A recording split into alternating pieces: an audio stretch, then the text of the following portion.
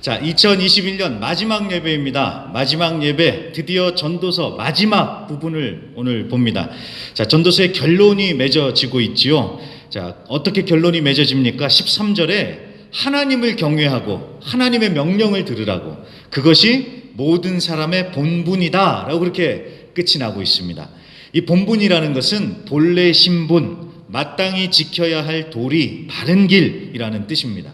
그러니까 사람이면 사람답게 본분을 지키면서 살아야 하는데, 사람의 본분이 무엇이냐? 하나님을 경외하고 하나님의 말씀에 순종하는 것이다, 이렇게 말씀을 하고 있는 것입니다. 자, 이 전도서가 시작할 때 어떻게 시작했는지 기억나시죠? 이 해 아래의 모든 수고가 다 헛되고 헛되다고 딱 잘라서 말하면서 시작을 했습니다. 아니, 어차피 죽으면 다 끝나는 것, 이 세상의 삶이 너무나도 무의미했던 거예요. 그래서 이 사람이 탐구하고 연구해서 마침내 하나님에게까지 도달을 하고, 그리고 나서 깨닫게 됩니다. 이 해 아래의 세상이 전부가 아니라 해 위의 세상이 있고, 또 모든 것을 창조하시고 주관하시는 하나님이 계시구나, 그거를 이 사람이 깨닫게 됩니다. 그래서 그 깨달음을 가지고 이제 다시 이 해 아래의 세상을 보니까 이제는 세상이 달라 보이는 거예요. 전에는 헛되고 허무한 세상살이였는데 이제는 삶이라는 것이 너무나도 귀한 겁니다. 삶이란 하나님이 내게 주신 몫이요, 하나님이 내게 주신 선물이요. 그러니까 하루하루 살아있는 게 너무나도 감사한 거예요. 그러면서 누리고 살아야 한다는 것을 이 사람이 드디어 깨닫게 된 것입니다. 자, 그리고 더 우리가 그렇게 살아야 하는 이유가 있습니다. 14절 말씀이요. 오늘 14절에 장로님께서 잘 읽어주셨는데요. 하나님의 심판대에 서게 되는 날이 오기 때문에 그렇습니다. 12장 14절이요. 자, 누구도 피할 수 없는 하나님의 심판대에 서서 우리가 그동안 살아온 모든 행위들, 아무도 모르는 은밀한 일까지도 하나님이 다 낱낱이 드러내셔서 판단하실 것입니다. 자, 여러분, 이거는요 정말 무시무시한 얘기입니다. 정치가들이나 유명인들 보면은 그 사람들이 잘 나가다가 정말 예전에 했던 작은 실수 하나 때문에 발목이 잡혀서 망하는 케이스들 얼마나 많습니까? 정말 누구도 몰랐을 거라고 생각을 했을 텐데, 여러분, 세상에 비밀이 있습니까? 없습니까? 세상에 비밀 없어요. 다 드러나게 돼 있어요. 그래서 죄 짓고 못 산다는 그 어르신들 말씀이 정말 맞는 말입니다. 자, 사람도 다 알게 되는데 하나님은 얼마나 더 잘 아시겠습니까? 우리의 모든 것을 다 꿰뚫어 보시는 하나님 앞에 우리가 서서 심판받을 때가 올 테니까 우리가 잘 살아야 된다는 겁니다. 잘 살아야 돼요. 그러면 어떻게 사는 게 잘 사는 것일까? 사람의 본분대로 사는 것이 잘 사는 것이요, 그 본분이라는 것은 바로 하나님을 경외하고 하나님의 말씀을 지킨다라는 것입니다. 제가 전에 TV를 보는데 그 김상욱이라는 과학자가 나와서 하는 얘기를 들었습니다. 근데 그 사람이 굉장히 얘기를 듣는데 굉장히 인상이 깊었던 게, 이 사람이 하나님을 믿는 사람이 아닙니다. 무신론자예요. 그런데도 하는 얘기가 자기는 종교를 부정할 수가 없다라고 그렇게 얘기를 합니다. 왜 그러냐 했더니, 과학적으로 봤을 때 인간이나 돼지나, 그러니까 인간이나 동물이나 다를 게 없다는 거예요. 뭐 세포들, DNA 이런 것들 별로 다를 게 없다는 거예요. 그럼에도 인간이 동물들과 다를 수 있는 것을 종교 외에 이유를 딱히 찾을 수가 없다, 그렇게 얘기를 하더라고요. 자, 이 말에는 설명이 더 필요하지만 아무튼 그래요. 정말 그렇습니다. 동물들은 배고프면 먹어요. 졸리면 자요. 그리고 사랑의 욕구가 갑자기 마구마구 끌어오르면 어디가 됐든지 막무가내로 그 욕구를 표출을 하죠. 그리고 자기 살기 위해서 뺏고 죽이고, 그러면서도 미안한 것 없이 당연하게 여기고요. 짐승들은 그렇게 살아요. 자, 사람이 그렇게 살면 똑같은 짐승이 되는 겁니다. 그런데 사람으로서 본분을 잊지 않고 도리를 지키며 살 때 정말 사람답게 산다라는 것입니다. 그 본분이 무엇이냐? 제가 계속 강조하듯이 하나님을 경외하고 하나님의 말씀을 지키며 사는 것입니다. 자, 이게 전도자가 그동안 계속 고민하고 연구하고 내린 결론이다라는 것입니다. 자, 12장 9절부터 12절은 바로 그런 얘기를 하는 겁니다. 자기가 열심히 연구해서 지식과 지혜를 이렇게 기록했다는 거예요. 그러니까 마음에 새기고 잘 들으라는 겁니다. 그리고 12절을 보세요. 12절, 오늘 학생들이 별로 없는데, 자, 12절에요. 많은 책들을 짓는 것은 끝이 없고 많이 공부하는 것은 몸을 피곤하게 한다라고 이렇게 말씀을 합니다. 아, 우리 학생 둘이 여기 있는데 학생들이 딱 이 말씀을 들으면 곧바로 이제 집에 가서 쓸 것 같아요. 엄마가 야, 공부 좀 해라 그러면은, 아니 성경 말씀에 많이 공부하는 것은 몸을 피곤하게 한대잖아요. 막 이렇게 받아칠 수 있는 그런 말씀인 것 같은데, 자, 이 말은요, 공부 많이 하지 말라 이런 뜻이 아닙니다. 자, 더 네가 뭐 어디 가서 연구하고 공부할 필요 없이 자기가 연구하고 내린 결론이 맞으니까 받아들이라는 거예요. 받아들여라. 자, 그 결론이 뭐라고요? 하나님을 경외하고 하나님의 말씀을 지키며 사는 것이 사람의 본분이다. 자, 제가 여러 번 강조를 했습니다. 그러니까 전도서의 결론이 분명하게 이제 정리가 되셨죠? 하나님을 경외하고 하나님의 말씀을 지키고 사는 것, 이게 사람의 본분이다. 이게 전도서의 결론인 거예요. 자, 이거 이제 분명하게 말씀드렸습니다. 자, 그러면 이제 요 생각을 가지고 이제 11장 9절부터 이제 다시 보겠습니다. 전도서 11장 9절입니다. 청년이여, 내 어린 때를 즐거워하며 내 청년의 날들을 마음에 기뻐하여 마음에 원하는 길들과 내 눈이 보는 대로 행하라. 그러나 하나님이 이 모든 일로 말미암아 너를 심판하실 줄 알라. 자, 이 말씀이 어떻게 이해가 되세요? 야, 네가 원하는 대로 네 마음대로 한번 마음대로 한번 살아봐라. 자, 이렇게 하라는 건가요? 그러지 말라는 건가요? 네, 이거 말씀 잘 읽어야 됩니다. 이거는 그렇게 하지 말라는 거지요. 네. 한번 사는 거 젊어서 놀아야지, 늙어지면 못 논다고, 힘 있을 때 하고 싶은 거 다 해라, 지금 이 얘기하는 게 아닙니다. 자, 그렇게 막 살다가는 큰 코 다친다고 그 말씀하는 거예요. 왜? 네가 사는 대로 하나님께서 다 나중에 심판하실 거니까 조심해라, 정신 차려라, 지금 그 말씀하는 거예요. 11장 9절이요. 그래서 10절에도 보시면요, 11장 10절, 근심과 악이 내 몸에서 물러가게 하라 라고 단호하게 경고합니다. 어릴 때와 검은 머리의 시절, 그러니까 이거는 젊음을 얘기하는 겁니다. 젊음도 잠깐, 너도 금방 늙고 하나님 앞에 서게 될 테니까 잘 살아야 된다. 지금 그 말씀을 하고 있는 거예요. 이 11장 9절과 10절이요. 자, 잘 살아라. 자, 앞에서 사람이 잘 사는 게 뭐라고 했습니까? 사람의 본분대로 사는 거라고 했죠. 이제 12장 1절이 그 얘기를 하는 겁니다. 12장 1절입니다. 너는 청년의 때에 너의 창조주를 기억하라. 곧 곤고한 날이 이르기 전에 너는 아무 낙이 없다고 할 해들이 가깝기 전에. 자, 너의 창조주를 기억하라. 즉 하나님을 경외하라는 거예요. 너를 만드시고 생명을 주신 분이 누구이고 너의 인생의 주인이 누구인지를 잘 생각해라. 그리고 너의 젊음이 평생 가는 게 아니라고, 너에게도 곤고한 날, 낙이 없다고 할 날들이 올 테니까 이거 명심하고 살아라. 지금 그 말씀을 하는 겁니다. 자, 여기서 곤고한 날, 낙이 없다고 하는 날, 이게 무슨 뜻일까요? 이거는 나이가 든다는 뜻입니다. 나이가 들면 몸도 약해지고, 또 몸이 약해지면 마음도 약해지는 그런 일이 벌어지지 않습니까?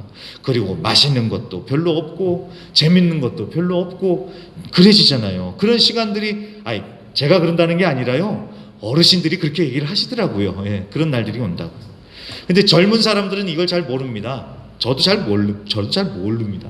잘 몰랐었지요. 영원히 젊을 줄 알고 막 살았지요. 예. 제가 얼마 전에요, 그 안과에 가서 눈 점검을 좀 받았습니다. 요새 이렇게 일하다가 이제 먼 곳을 딱 보는데 이 초점을 잡는데 조금 힘들어집니다. 그래가지고 이제 안과에 갔더니, 가서 이제 뭐 나이를 얘기하고 뭐 어떻다 상황을 얘기를 하면서 제가 그랬어요.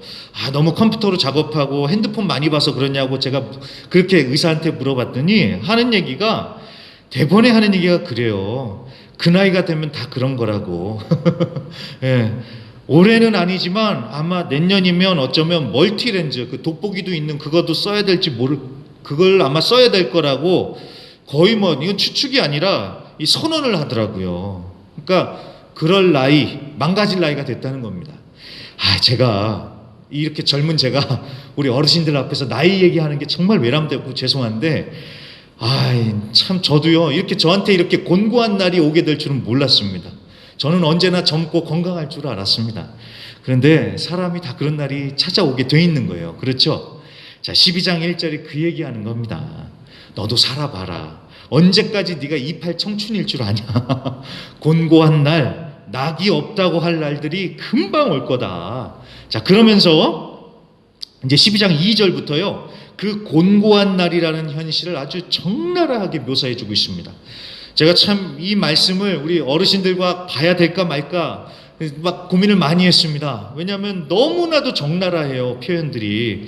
그런데도 이걸 봐야 돼요. 왜냐하면 이걸 안 보면 이 본문을 나중에 집에 가서 읽으실 때 이게 뭔 소리야? 분명히 그러실 것 같아서 이 부분을 하나하나 좀 뜯어보겠습니다. 뜯어서 보도록 하겠습니다. 2절 보세요. 2절. 해와 빛과 달과 별들이 어둡기 전에. 자, 해와 빛과 달과 별들이 어두워질 때가 온다는 거예요. 이건 뭐 지구 종말을 얘기하는 게 아니라 나이가 들어서 눈이 어두워진다, 그 얘기를 하는 겁니다. 그러면 빛들이, 해와 달과 이런 것들이 어둡게 보인다. 그러니까 이게 눈이 나빠진다는 뜻이에요. 근데 어디 나이 들면 눈만 나빠지겠습니까? 눈만 어두워지겠습니까? 많은 것들이 어두워지지요. 그 다음에요, 비 뒤에 구름이 다시 일어나기 전에. 자, 비가 왔으면 이제 쨍하고 해 뜰 날, 좋은 날이 와야 되는데 또 비구름이 일어난대요. 그러니까 점점 낙이 없어져 가는 그 노년 얘기를 하고 있는 것입니다. 자, 3절입니다. 집을 지키는 자들이 떨 것이며. 여기서 집이라는 것은 진짜 집을 얘기하는 게 아니라 우리 몸을 상징하는 거예요. 우리 몸이요. 그러니까 나이가 들면 몸을 이렇게 부들부들 떤다는 거예요. 팔다리 이렇게 떠는 그런 일들이 벌어지잖아요. 그런 일들이요. 자, 계속입니다. 힘 있는 자들이 구부러질 것이며. 이거는 젊었을 때는 사람이 힘 있고 기골이 좋아도 나이가 들면, 나이가 들어가면서 뼈가 약해지고 근육도 줄어들면서 사람이 쪼그라들고 등도 굽고, 그런다는 것입니다. 그 다음에요, 맷돌질 잘하는 자들이 적음으로 그칠 것이며. 이거는 뭐 맷돌 돌리는 사람 얘기가 아닙니다. 여기서 이 얘기는 치아, 이빨 얘기하는 거예요. 이빨이요. 이. 음식을 먹으면 맷돌질을 하듯이 잘 씹어 먹어야 되는데 이제 나이가 들면 들수록 이가 힘이 없고 빠지니까, 그러니까 먹는 것도 시원찮아진다. 지금 그 얘기를 하는 겁니다. 자, 창들로 내다보는 자가 어두워질 것이며. 이거는 눈이 어두워서 잘 못 본다는 그런 얘기고요. 4절입니다. 길거리 문들이 닫힐 것이며. 이거는 진짜 길에 문들이 닫힌다 이 얘기가 아니라 이 귀의 문이 닫힌다는 거예요. 그래서 청력이 약해진다. 잘 못 듣는, 청력도 안 좋아진다. 그 얘기를 하는 겁니다.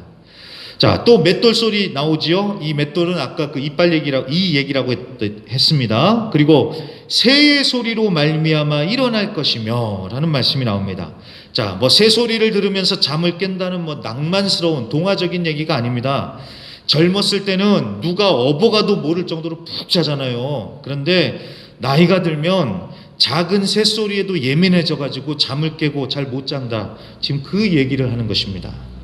자, 음악하는 여자들은 다 쇠하여질 것이며. 이거는 여자들 얘기가 아니라 음악을 잘 못 들을 정도로 귀가 무뎌진다라는 것입니다.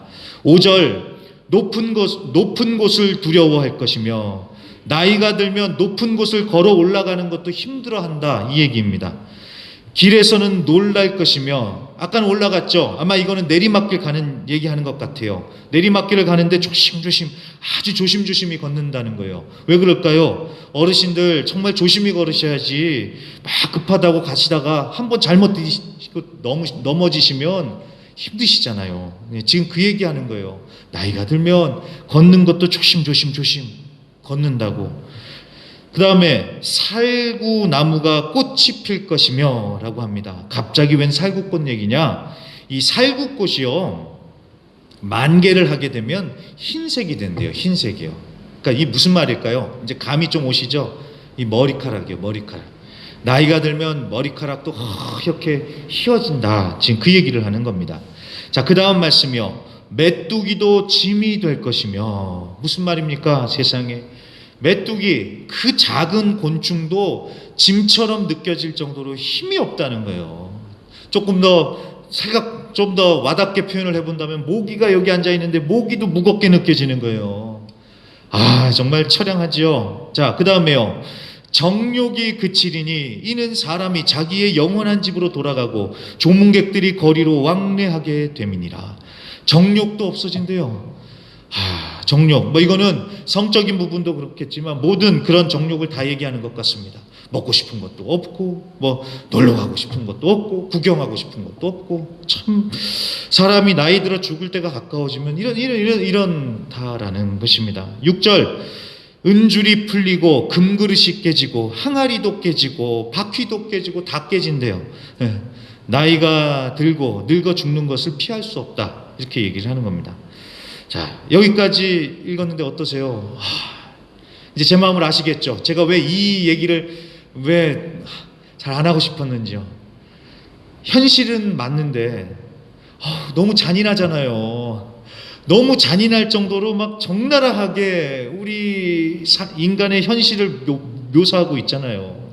저는 그런 생각도 들었습니다. 아니, 하나님 뭘 이렇게 길게 쓰셨어요? 이거를 한 줄로 끝내시지. 나이 들면 힘없고 감각도 무뎌지고 딱히 재밌는 것도 없고 그런다, 이렇게 한 절로 끝내시지 왜 6구절이나 이렇게 아주 너무나도 디테일하게 자세하게 쓰셨어요? 막 이런 생각이 들었습니다. 자, 왜 이렇게까지 쓰셨을까요? 정신 차리라는 거죠. 정신 차리라고. 누구한테나 그런 날이 찾아올 테니까 젊고 힘 있다고 막 살 것이 아니라 하나님을 기억하고 하나님을 경외하며 하나님의 말씀을 지켜라. 나중에 가서 난 참 바보처럼 살았군요, 후회하지 말고. 이 얘기죠.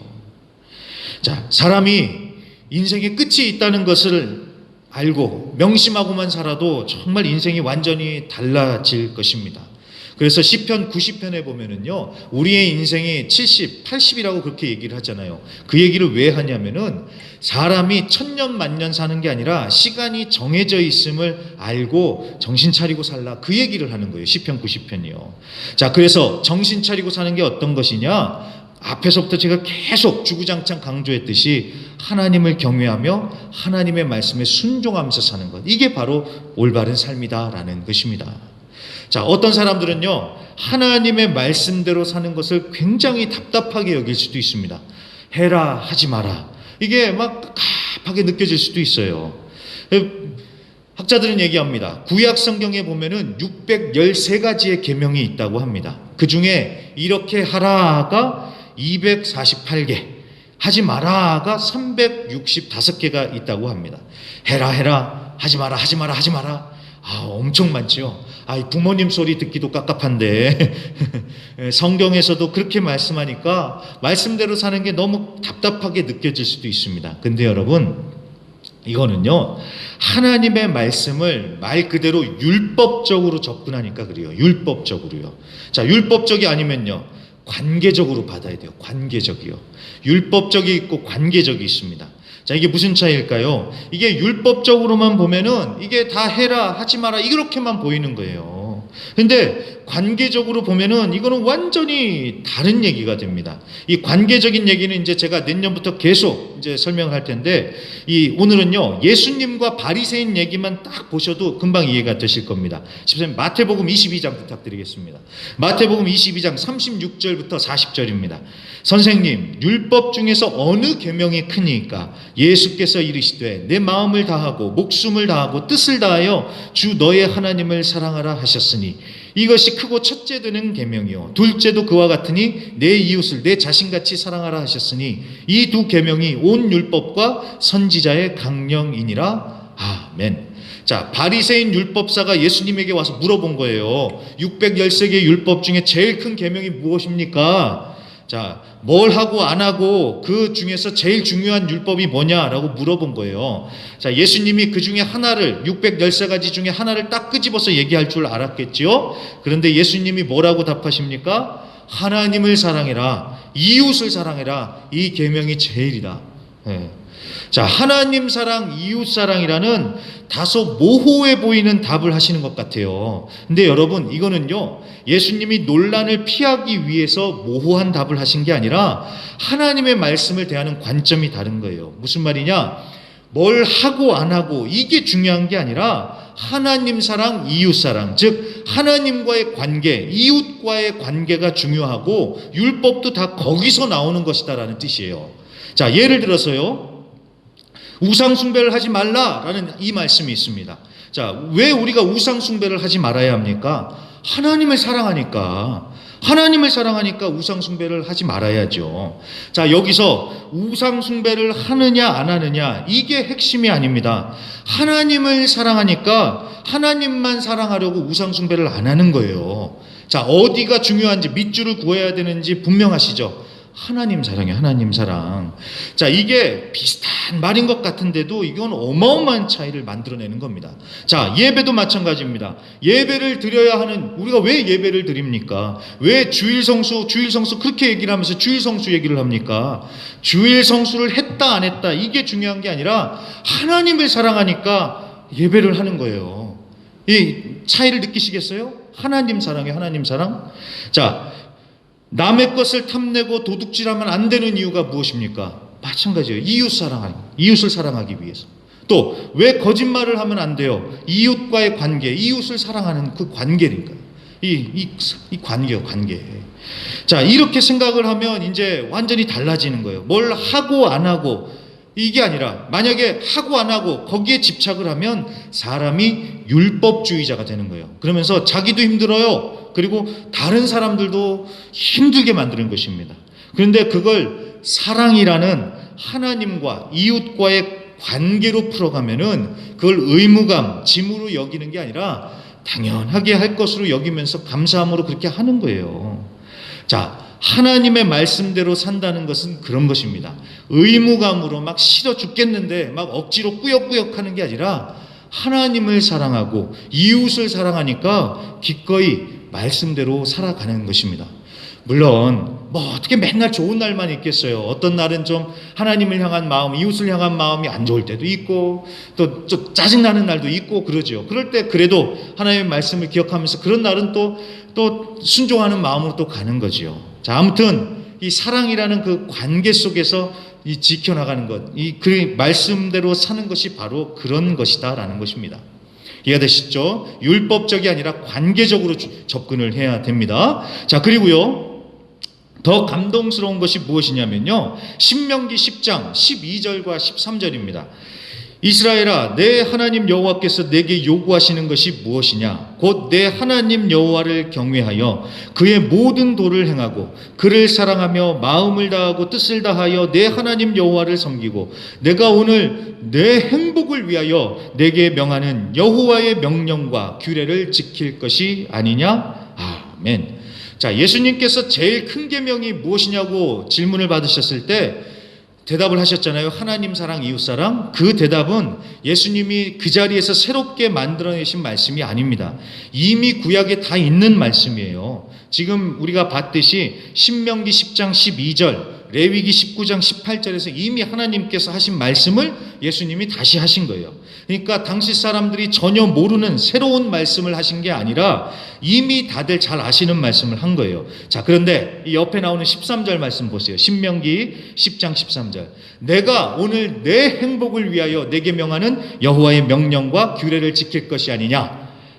자, 여호와의 명령, 규례, 그러니까 하나님의 말씀을 지키라고 하시는 그 이유, 목적이 무엇입니까? 내 행복을 위하여서. 너의 행복을 위해서래요. 우리의 행복이요, 우리의 행복. 자, 이해가 되시죠? 우리의 행복을 위해서, 우리 행복하라고 말씀을 지키라는 거예요. 이해가 되셨죠? 자, 말씀대로 살아라. 말씀에 순종하라는 이유가 우리를 막 말씀으로 올가매서 막 고달프게 하려는 게 아니라 우리의 행복을 위해서, 우리가 행복하게 살게 하려고 하나님께서 말씀을 주시고 말씀을 지키라고 하신 것이다 라는 것입니다. 그러니 여러분, 사람이 행복하지 않은 이유 딱 나와 있잖아요. 말씀대로 안 사니까 불행하고 인생이 고달픈 거예요. 말씀대로 안 되니까, 안 사니까 일이 안 되고 일이 좀 되는가 싶다가 또 안 풀리고 망하는 거예요. 말씀대로 안 사니까 다른 사람들과 다투고 관계가 깨지고 상처받고 낙심하고 절망하고 사는 것입니다. 그래서 오늘 전도자가 하는 얘기가 뭐예요? 딴소리하지 말고 하나님을 경외하고 말씀대로 살아라. 그게 사람의 본분이다. 그게 행복의 길이다. 그게 지혜다. 이렇게 결론을 맺고 있는 것입니다. 자, 마치기 전에요, 하나만 더 짚고 마치겠습니다. 이 부분은 반드시 얘기를 해야 되는 게 뭐냐면, 오늘 본문에서는 2번이나 청년을 언급합니다. 청년이요. 청년이요, 너의 청년의 때에. 자, 그렇게 보면 오늘 말씀이 꼭 어린 청년들, 학생들에게만 해당되는 말씀 같지요? 자, 그거 아닙니다. 그거 아닙니다. 자, 여기서 쓰기는 청년이라고 했지만 그 안에 담긴 의미는 이거예요. 한 살이라도 더 젊을 때 하나님을 기억하고 하나님을 경외해라. 지금 이 얘기하는 것입니다. 예, 이해가 되셨죠? 이 말씀은 청년들한테만 주시는 말씀이 아닙니다. 우리 모두에게 주시는 말씀이에요. 한 살이라도 더 젊었을 때, 그러니까 바로 지금 하나님을 경외하고 하나님 말씀대로 살아라. 이 말씀하는 거예요.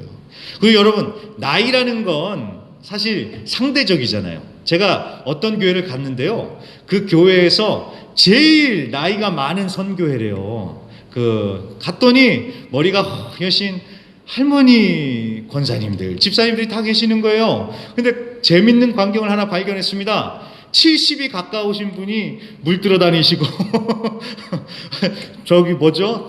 뭐 밥도 나르고 그러시더라고요. 그래서 아니, 70이 가까우신 그 권사님이셨습니다. 왜 이러나 해서 봤더니 그 중에 제일 막내이신 거예요. 그래서 막내라고 언니들이 다들 이뻐해 주시니까 자기가 막둥이라고 섬기시고 계시더라고요. 그래요. 자, 젊은 사람들하고 있으면 연배가 많으시겠지만 또 그쪽 세계로 가면 또 막둥이가 될 수도 있고, 거기 가면 애기로 보일 수도 있고, 뭐 나이라는 게 그런 거 아니겠습니까? 자, 여기서 말하는 청년이라는 건 그런 겁니다. 그러니까 이건 애들만 듣는 말씀이야, 이게 아니라 우리 모두가 들어야 되는 말씀이라는 거예요. 젊었을 때, 한 살이라도 더 젊었을 때, 지금 나중에 말고 지금이라도 당장 하나님을 기억하고 하나님을 경외하라. 지금 이 얘기를 하는 겁니다. 간혹 짓궂은 사람들이 있습니다. 예수 믿기만 하면 천국 간다는데, 내가 해보고 싶은 거 다 해보고 나중에 죽을 때 돼서 그때 예수 믿으면 되지. 자, 이렇게 얘기하는 사람들이 있습니까, 없습니까? 있어요.